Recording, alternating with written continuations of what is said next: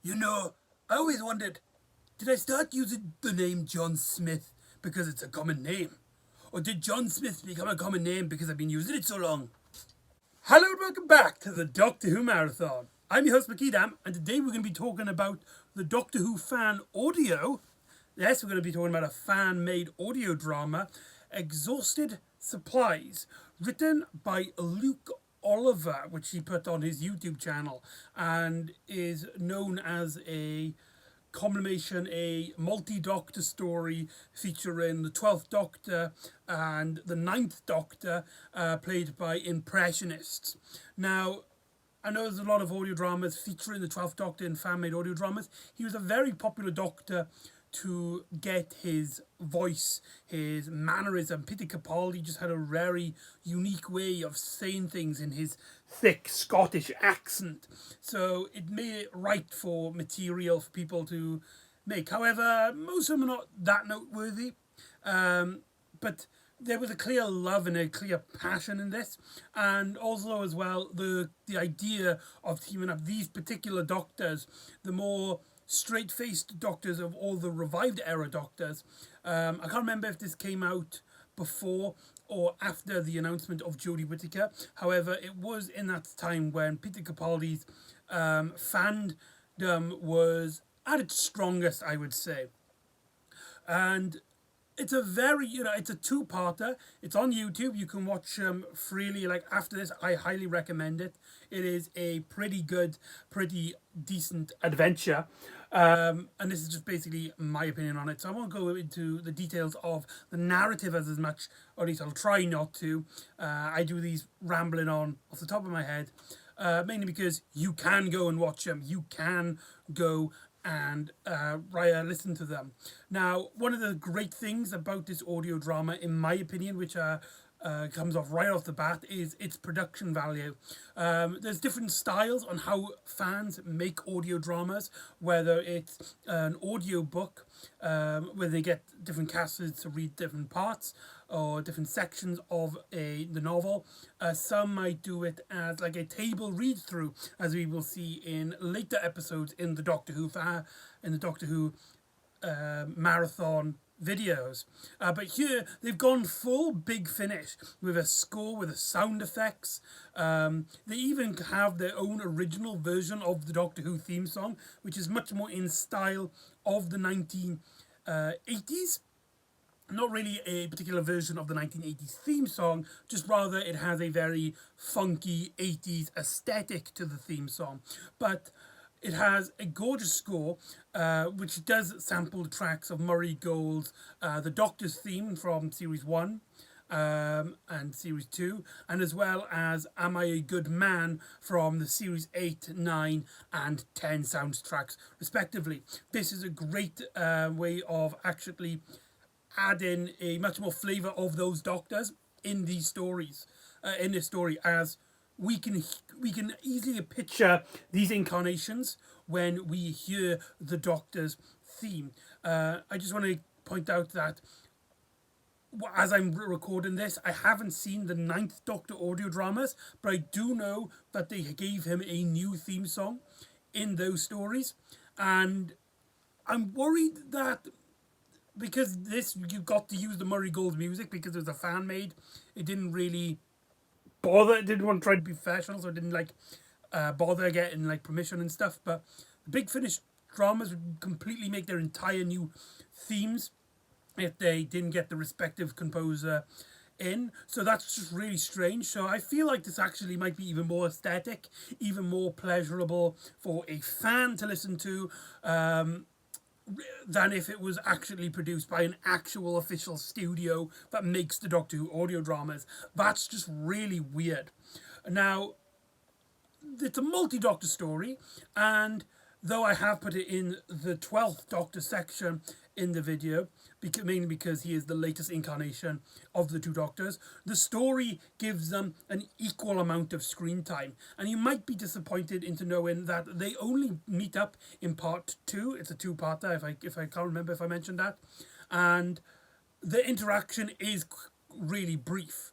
And what I really do like about the story is that the there is a mystery, and it's a classic kind of mystery where our characters, they find themselves in situations where things aren't right, things aren't adding up to things, and there's this sense of cynicism, not cynicismness about the whole place, and each incarnation in their respective stories. Because they go to this planet Phantosis, the Ninth Doctor goes into what it presumably is its past in a very rich society of people that live basically immortal lives, and they're basically when they're born, they get taken out of their families, and they basically get raised by the government there. And the 12th Doctor finds himself on Phantosis, but it's basically a dead world where basically everybody who works there are undertakers and funeral directors, and everything to do revolving around death. And it's basically a planet, a graveyard planet, to which we always have these interactions where the 12th Doctor interacts with like an old lady of sorts, and she basically believes that he's dying, because like, why would you ever turn to this planet? Only people who are dying arrive on this planet. You know, business is short but and it's competitive, and a lot of things don't make up sense. Like the Ninth Doctor's whole philosophy on life doesn't connect with the Phantosis, his version. Like, nobody ever dies. There's a lot of mystery about what happens to the dead. I do apologise if you can hear that airplane. I'm afraid there's nothing I can do about it. The planet Phantosis, from the Ninth Doctor's perspective, is very sinister. Basically, in this world, you basically get to live out your life with these immortal ships. You never get ill, you never get sick. The only way you're basically dying is if you are in a serious accident, or it's like you've been murdered, of course. But the way government is brought up is basically brainwashed everybody to have very little free will. However, when they go to these nursing homes, basically they're being told that they will get teleported to wherever they want to go and live out their lives as elderly for eternity somewhere else. And the Doctor meets a character, Sidus, I butchered his name, and he basically befriends this woman and basically becomes his surrogate companion for this story. And the friendship that they bond and the uniqueness of this relationship really does strengthen out some of the Ninth Doctor's strengths and what makes him such an interesting character. And with the 12th Doctor, with basically he's been put in basically a completely opposite situation, though there is a big mystery, especially when he realizes stuff that's said on the gravestones. There is a lot of cynicism with it, and there's a lot of quirky, humorous dialogue that would have fitted right in to the Stephen Moffat era. There's a lot of great humour moments with the 12th Doctor, and the fact that he comes from a time in the Doctor's life where he's basically has saved everybody. He is saving Clara, though he doesn't remember who she is, what she physically looks like.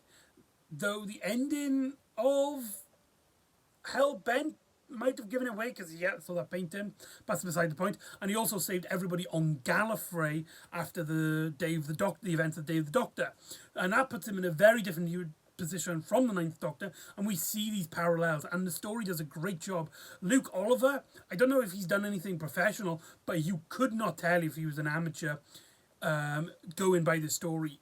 The script is littered with so much humour, so much finesse, and so much charisma that it's very easy to listen to. In fact, I might even suggest if you want to start into audio dramas, into audio adventures, but this might actually be a great place to go for. The fact that the story takes place from two different Doctors' perspective, and it's essentially two different episodes of two Doctor Who, because they get just equal. Each Doctor gets its unique focus, edited into like a 1-2-part story, with the Doctors then interacting in a small but a very important part in part 2. Now, one of the big parts of of audio dramas, and very important when it comes to fan audio dramas, as a lot of people ask me when it comes to audio dramas and like everything outside extended media, is its immersiveness. Can you listen to this? Can you listen to this and picture yourself watching it on the TV and hearing these versions of the characters, this written in their particular way, as the way the actors would have do it? Because this is impersonators. Christopher Eccleston and Peter Capaldi didn't actually turn up for this. That would have been cool if they did.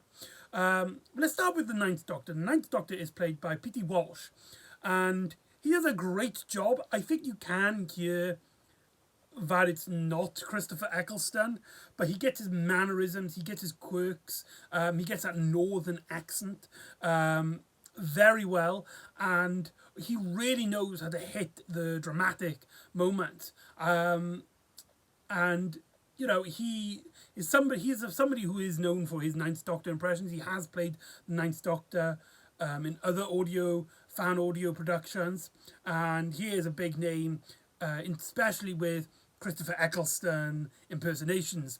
So it was really cool to see him be a part of this. But personally, for me, the outstander, the person that steals the show, is Jonathan Carlyle as the 12th Doctor. Not only does he capture, and sometimes I keep forgetting and I'm not actually listening to Peter Capaldi at sometimes, but it's just so cool to have him here. For those of you who don't know, Jonathan Carlyle is a massive Doctor Who fan. He's mainly known for his War Doctor and his Bragley Walsh impressions. In fact, it was due to this that he actually got a role in the Mr. TARDIS's audio drama, The Collateral of Ivanhoe, a story which I will be talking about when I get to the 13th Doctor. That was the first time I ever heard about him. He is in this. And then, because of his impression, mainly again, he was also in The Doctor Assembles, a anniversary. I think it was an anniversary, something for lockdown, for the Day of the Doctor, where he had all these doctors kind of interacting and all by impersonators. Jonathan Carlyle, played the 12th Doctor as well as the War Doctor. Now, this is important because his impression was so good and was so beloved by fans that Big Finish hired him to become essentially the new War Doctor, taking over the role from John Hurt after he passed away in 2017 for the War Doctor Begins, a prequel series of the War Doctor audio dramas set in his young incarnation, his younger War Doctor self. That was really cool to hear, really cool to see him make his way up into a more official productions. I hope him all the best. As far as I'm recording this, I do own Volume 1. I do plan to get all 4 volumes, but I haven't listened to them yet. So I'm really looking forward to seeing what Jonathan Carlyle does with the War Doctor. But we're talking about exhausted supplies here, and his 12th Doctor is so rhythmic. There's so much humor. He really captures do you know those moments with the 12th Doctor where he just couldn't care less, and you can then kind of sense in the room that his social skills aren't up to par to other people in the room, as especially when people treat him with, like, you know, they are angry and they get annoyed, and he's just like, "Oh, shut it up," and then he kind of like falls back and he's kind of like, "Yes, I know, but we can't talk about that now. We got to get going." So that was really cool to see him appear in this, and he really captures those rhythms of the accent and his voice and the way he angers and the way he plays humor. There's a strange Ghostbusters reference, which does seem that kind of strange humor that Stephen Moffat would do. It's not the kind of humor I'd like in Doctor Who, but the fact that they have this and they added into this, very well done, very well scripted.